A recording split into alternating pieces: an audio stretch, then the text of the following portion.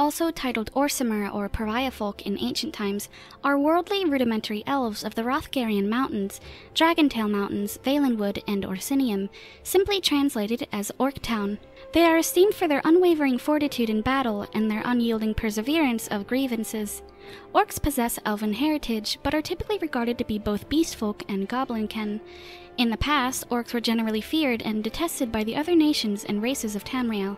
However, they have gradually gained recognition from the Empire, especially for their individualized assistance in the Emperor's legions. Orc blacksmiths are valued in their expertise in armory, and orc warriors in heavy armor are among the best frontline units in the Empire, and are formidable when utilizing their berserker rage. Orcs have a lifespan akin to that of humans.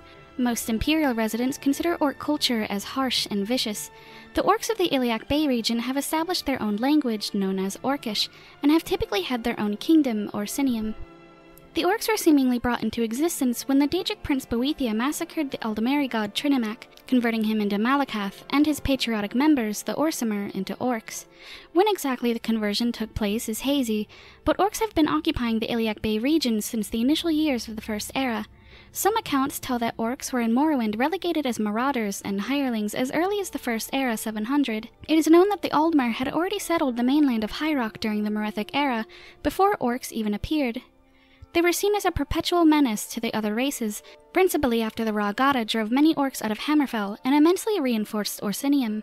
Assorted kingdoms grouped together in High Rock and eradicated the first Orc kingdom in the First Era 980.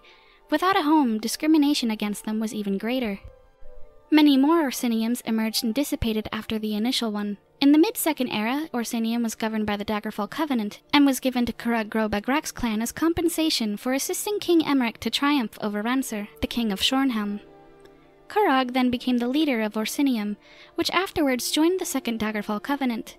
Another manifestation, occasionally titled Nova Orsinium, was conceived by Gortwa Gro Nagorm in the Third Era 399. He assembled enough influence and manpower to require Emperor Uriel Septim VII to officially observe Orsinium as a counterpart of the other secondary kingdoms of the Iliac Bay region. During the Warp in the West, Orsinium was one of the 4 kingdoms to achieve authority over the Numidium, dominating the enclosing kingdoms and baronies and swearing allegiance to the Emperor.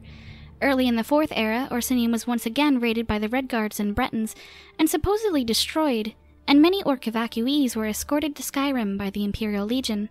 The kingdom was later rebuilt in the mountains betwixt Hammerfell and Skyrim. Even though Orsinium is recognized as a home of the Orcs, they are known to have establishments all around Tamriel. At the time of Curragh's leadership, the whole of Wrothgar was dotted with Orcish garrisons. The Isle of Bettany was occupied by the Seamount Orcs in the mid-Second Era. The Orcs often established in Skyrim, instituting strongholds like Dushnuk Yal, Largashbur, Narlbur, Morkazgur, and Cradlecrush. The peak of Orcish power in Skyrim came in the mid-Second Era, when Yashna Groyazgu inaugurated an entire chiefdom in Falkreath before he was killed. Many tribes populate Valenwood, known altogether as the Wood Orcs, whereas Iron Orcs populate the Dragontail Mountains, notably the region known as Upper Craglorn. Orcish mythology orbits around the glorification of Malacath, Daedric Prince of Outcasts, also known as Moloch or Malak. A spiritual organization known as the Wrathful Flame fastened Malacath's hatred to the downfalls of the Orcs and the annihilation of the First Orsinium. Through a pyre-burning ritual, Malacath pursues to supply his followers repayment every generation. The Orcs have acknowledged themselves vagabonds like their deity ever since, and this is echoed in much of their society.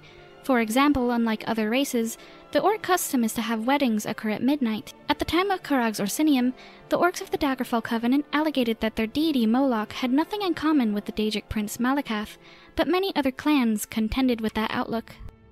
Conventional Orcish culture is centered around stronghold establishments, each one aiming for total sovereignty in all circumstances. Orc society is planted on polygamy. A stronghold's clan is governed by a chieftain, who is the alpha male. No other males are authorized to take wives or father offspring. The chieftain is superseded by whichever one of his sons becomes capable enough to confront and triumph over him in combat. The fortitude of a tribe, and the service gifted to it by Malacath, relies majorly on the particular vitality of the chieftain. The Code of the Orcs is based on the Code of Malacath, an unwritten law. The code forbids things such as larceny and gratuitous bloodshed, but also places weighted significance on dignity and individual courage in dealing with problems. Orcs do not use incarceration as discipline. Those who breach the convention must either compensate substantial payment or compensate a blood price, which encompasses granting the one they exasperated to spill their blood until the demand has been fulfilled. Some orcs use a system for measuring out blood price amounts, with particular gold weights classified as chief, wife, and warrior.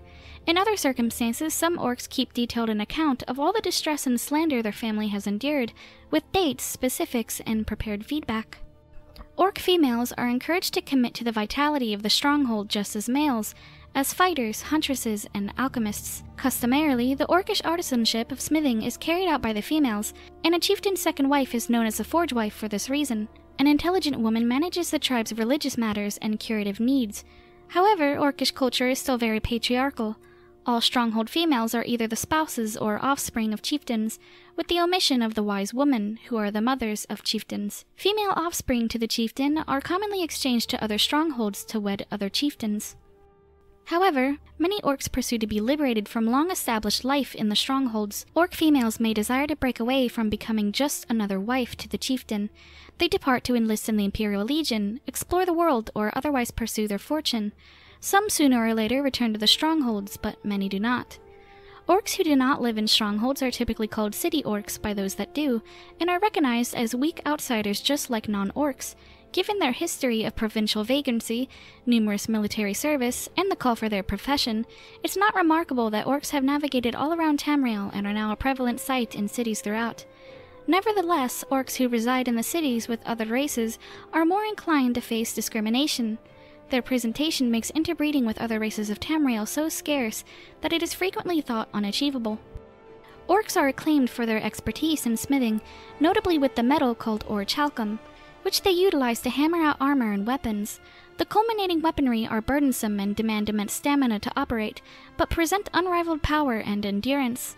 They also forge with ebony and have extraordinary proficiency in fabricating leather from remarkable elasticity and toughness.